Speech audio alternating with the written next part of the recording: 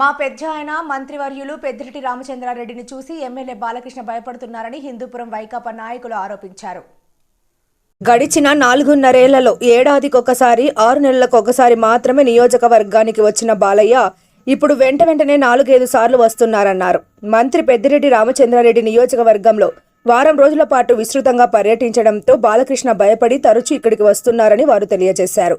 Hindupuram YSRCP party కార్యాలయంలో శుక్రవారం నిర్వహించిన విలేకరుల సమావేశంలో వైఎస్ఆర్సీపీ నాయకులు గుడ్డంపల్లి వేణురెడ్డి, మున్సిపల్ చైర్మన్ ఇంద్రజ, మాజీ సమన్వయకర్త కొండూరు వేణుగోపాల్ రెడ్డి, రాష్ట్ర రెడ్డి కార్పొరేషన్ డైరెక్టర్ జనార్దన్ రెడ్డి, వైఎస్ఆర్సీపీ నాయకురాలు మధుమతి రెడ్డి, వైస్ చైర్మన్లు బలరాం రెడ్డి, జబీవుల్లా తదితరులు మాట్లాడారు. ఎన్నికలు దగ్గరలో ఉండటంతో మా మంత్రివర్యులు పెద్దిరెడ్డి రామచంద్రారెడ్డి హిందూపురం పర్యటనకు వచ్చిన వెంటనే మీరు భయపడి హుటాహుటిన ఇప్పటి వరకు 4-5 సార్లు హిందూపురానికి వచ్చారన్నారు. మా మంత్రివర్యులు పెద్ద ఆయన పెద్దిరెడ్డి రామచంద్రారెడ్డి ఎప్పుడో మిమ్మల్ని భయపెట్టారని వారు ఎద్దేవా చేశారు. మీరు అభివృద్ధి అని అంటున్నారు. హిందూపురం నియోజకవర్గంలో ఏమి అభివృద్ధి చేశారో మేము బహిరంగ చర్చకు సిద్ధం. మీరు బహిరంగ చర్చకు సిద్ధమా అని వారు సవాల్ విసిరారు. ఎమ్మెల్యే బాలకృష్ణ హిందూపురం మున్సిపల్ పరిధిలోని 20వ వార్డుకు చెందిన కౌన్సిలర్ పరశురామును నానా రకాలుగా ప్రలోభాలు పెట్టి డబ్బు ఆశ చూపించి బాలకృష్ణ చేత పసుపు కండువ కప్పించారని వారు విమర్శించారు. మేము మీ పార్టీ వారిని ప్రలోభాలు గురి చేయడం మొదలు పెడితే హిందూపురంలో మీ పార్టీకి మనుగడు కూడా కరువైపోతుందని వారు పేర్కొన్నారు. రాబోయే ఎన్నికల్లో మేము ఎమ్మెల్యేగా టీఎన్ దీపికని, ఎంపీగా శాంతమ్మని గెలిపించుకొని హిందూపురం నియోజకవర్గంలో అభివృద్ధి అంటే ఏమిటో మేము చూపిస్తామని వారు తెలియజేశారు. చౌదరి, గొనుగుంట్ల సూర్యనారాయణ ఇట్లా వాళ్ళు చాలా మంది బీజేపీ పోయారు, తెలుగుదేశం సంబంధించిన వాళ్ళని తెచ్చుకోవడానికే అక్కడ వాళ్ళ ప్రాతినిధ్యం వహించిన నియోజకవర్గాల్లో వేరే వాళ్ళు లేరు. వాళ్ళకి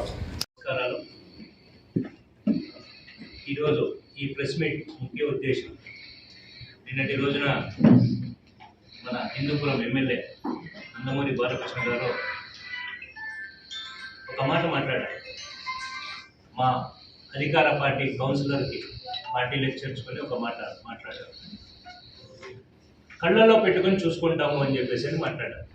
ఎవరిని కళ్ళల్లో పెట్టుకొని చూసుకుంటారని ఈ సందర్భంగా నేను క్వశ్చన్ చేస్తున్నాను.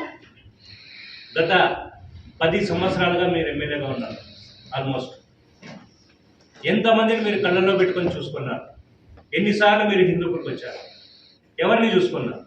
చేర్చుకున్నాము, మీరు వీక్ చేస్తున్నాము, అది ఇది అని మీరు మాట్లాడితే మేము చేర్చుకోవాలా, మేము ప్రలోభాలకు గురి చేయాలంటే మీ పార్టీలో ఒక్కరు కూడా లేకుండా చేయగలం.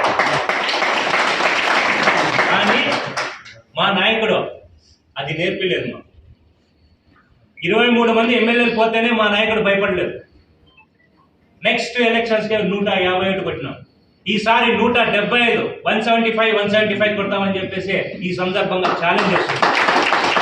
చేతనైతే సత్తా ఉంటే ఒంటరిగా వచ్చి అడ్డుకోండి, లేదా ఈ చిల్లర రాజకీయాలు మానుకోవాలని చెప్పేసి ఈ సందర్భంగా తెలియజేస్తున్నా. అలాగే ఇక రాబోయే ఎలక్షన్స్ లో ఈ హిందూపురంలో వైఎస్ఆర్సీపీ పార్టీ బలం ఎలా ఉంటుందని చెప్పేసి ఐకమత్యంగా మేము అందరూ చూపిస్తామని చెప్పేసి ఈ సందర్భంగా తెలియజేస్తున్నాం. అభివృద్ధి ప్రతి ఒక్కరికి కూడా పేరు పేరున మా వైఎస్ఆర్సీపీ నాయకులందరికీ కూడా పేరు పేరున నమస్కారాలు తెలియజేస్తున్నాము. అలాగే మీడియా మిత్రులు కూడా నమస్కారాలు తెలియజేస్తున్నాము. నిన్నటి రోజు హిందూపురం ఎమ్మెల్యే అయినటువంటి బాలకృష్ణ గారు ఏదో నిమిత్త మాత్రం అలాగా వచ్చి వెళ్ళి ఎప్పుడు చూసినా మా వైఎస్ఆర్సీపీ మీద చాడీలు చెప్పడమో లేకపోతే అనుచిత వ్యాఖ్యలు చేయడమో బాలకృష్ణ గారికి బాగా అలవాటైపోయింది. ఎందుకంటే ఆయనను 2 సార్లు ప్రజలు బుద్ధిగా నమ్మి ఓట్లు వేసినా కూడా ఏ రోజు కూడా హిందూపురం అభివృద్ధి ఎలాగుంది, హిందూపురం నన్ను నమ్మి ప్రజలు ఓటలేశారు కదా, కనీసం వాళ్ళు ఎలా ఉన్నారు అని కూడా చూడడానికి కూడా రారు. వస్తారు ఎప్పుడేసిన అప్పుకి ఈ రోజు కూడా ఇప్పుడు కూడా మేము 63 లక్షల అప్పు కడుతున్నాం. మరి మీరు చేస్తున్న అభివృద్ధి ఎక్కడ? మేము ఊరికే మేము అన్ని సీట్లు తీసుకొస్తాం, ఇన్ని సీట్లు చేసుకొస్తామని అంటున్నారు. మీరు ధైర్యంగా నిజంగా మీ పార్టీ మీద మీకు నమ్మకం ఉంటే, మీరు నిజంగా మీరు కార్యకర్తలుగా మీరు పనిచేస్తుంటే పొత్తులు పెట్టుకోకుండా రండి. మీ పార్టీ మీద మీకు అంత గౌరవం ఉంది కదా, పొత్తులు పెట్టుకో రాకుండా రండి. మరి పొత్తులు ఎందుకు పెట్టుకుంటున్నారు? పొత్తులు పెట్టుకుంటున్నారంటే మరి మీ పార్టీ మీద మీకు నమ్మకం లేకున్నట్లే కదా. చంద్రబాబు నాయుడు గారు అంటారు, నేను ప్రజలకు అందరికీ కూడా షూరిటీగా ఉంటాను, ప్రజలకి ఎప్పుడు వెన్నెముకగా ఉంటాను, ప్రజల్ని ఎప్పుడు నేను బాగా చూసుకుంటాను. ఈయనకు 6 మంది షూరిటీ వేయకుండానే బయటికి రాలేకపోయాడు జైలు నుంచి. ఈయనకేంది ప్రజలకి ఇంకా షూరిటీగా ఏముంటాడు?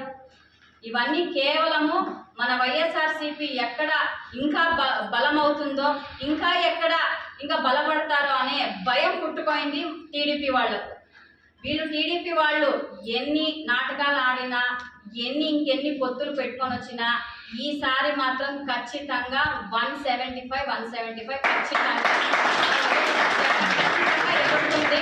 ఖచ్చితంగా మా హిందూపురం నుంచి ఖచ్చితంగా మా సీఎం జగన్మోహన్ రెడ్డి అన్నగారికి మేము ఖచ్చితంగా గిఫ్ట్ ఇస్తాం. ఎందుకంటే 40 ఏళ్ల నుంచి మీరు చేసిన అభివృద్ధి ఏమీ లేదు. కానీ మా వైఎస్ఆర్సీపీ వచ్చినాక, మా మున్సిపల్ కౌన్సిల్ వచ్చినాక ప్రతి ఒక్కరు కూడా ఈరోజు న్యాయంగా అందరూ, ప్రతి కౌన్సిలర్లు కూడా ప్రతి ఒక్కరు కూడా ఈరోజు మేము వార్డులో పనులు చేస్తున్నాం, అభివృద్ధి చేస్తున్నాం. మీ వార్డులో కనీసం మీరు మీ టీడీపీ హయాంలో కనీసము మా వైసీపీ కౌన్సిల్ కనీసము వార్డులో పనులు కూడా మీరు పెట్టించలేదు. అది మీరు చేస్తున్న పనులు. కానీ ఈరోజు మా సీఎం జగన్మోహన్ రెడ్డి అన్నగారు కులాలకు అతీతంగా, మతాలకు అతీతంగా, పార్టీలకు అతీతంగా ఎలాగ కులం చూడం, మతం చూడం, పార్టీ చూడం అని చెప్పారో అదే విధంగా ప్రతి వార్డు కూడా ఈరోజు మేము అభివృద్ధి చేస్తున్నాం. అది టీడీపీ కానీ, అలాగే బీజేపీ కానీ, ఇండిపెండెంట్ కానీ ప్రతి వార్డు కూడా ఈరోజు మేము అభివృద్ధి చేస్తున్నాం. అది మా సీఎం జగన్మోహన్ రెడ్డి అన్నగారి మనసు. మా సీఎం జగన్మోహన్ రెడ్డి అన్నగారు ప్రజలకు ఎప్పుడు న్యాయమే చేస్తారు, ప్రజలు ఎప్పుడు సంతోషంగా ఉండాలని ఈరోజు రాష్ట్రంలోనే కాదు దేశంలోని ఏ ముఖ్యమంత్రి ఇవ్వలేనని సంక్షేమ పథకాలు ఇస్తున్నారు. అది ఎక్కడ ఇంకా మా సీఎం జగన్మోహన్ రెడ్డి అన్నగారు ఇంకా మాకు ఎక్కడ మంచి పేరు వచ్చేస్తుందో, మా సీఎం జగన్మోహన్ రెడ్డి అన్నగారికి ఇంకా ప్రజలు ఇంకా ఎంత బాగా దగ్గర అవుతారో అని మీరు ఆ సంతోషాన్ని మీరు తట్టుకోలేక, జీర్ణించుకోలేక ఈరోజు మా సీఎం జగన్మోహన్ రెడ్డి అన్నగారి మీద మీరు అబద్ధాలు చెప్తున్నారు.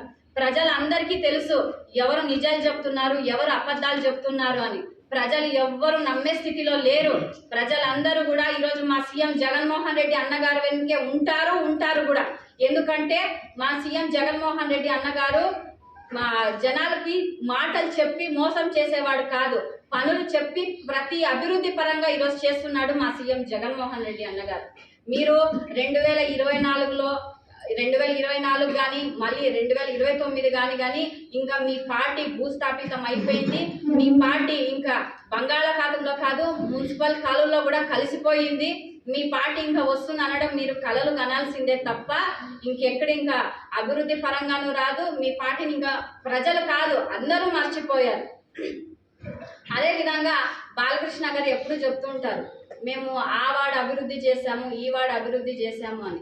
మళ్ళీ లాస్ట్ సారి ఉన్నప్పుడు ఎన్ని వార్డులు వీళ్ళు విజిట్ చేశారు, ఎన్ని వార్డులు అభివృద్ధి చేసినారో మా దగ్గర అయితే లిస్ట్ ఉంది. ఒకసారి వస్తే బాలకృష్ణ గారు వస్తే మేము కూడా ఆ లిస్ట్ అంతా చూపిస్తాము, ఏ వార్డులు అభివృద్ధి చేసినారో తెలుస్తుందన్నమాట. ఇలాగా చెప్పుకుంటూ వెళ్తే మీ గురించి చిన్నపిల్లలు స్కూల్కి వెళ్ళే చిన్నపిల్లోడు కానీ చెప్తారు. ఈ విధంగా ఈ మీడియా ద్వారా చెప్పడం ఏమంటే రాబో 2024లో ఖచ్చితంగా మళ్ళీ మా సీఎం జగన్మోహన్ రెడ్డి అన్నగారు వస్తారు. మా సీఎం జగన్మోహన్ రెడ్డి అన్నగారు మళ్ళీ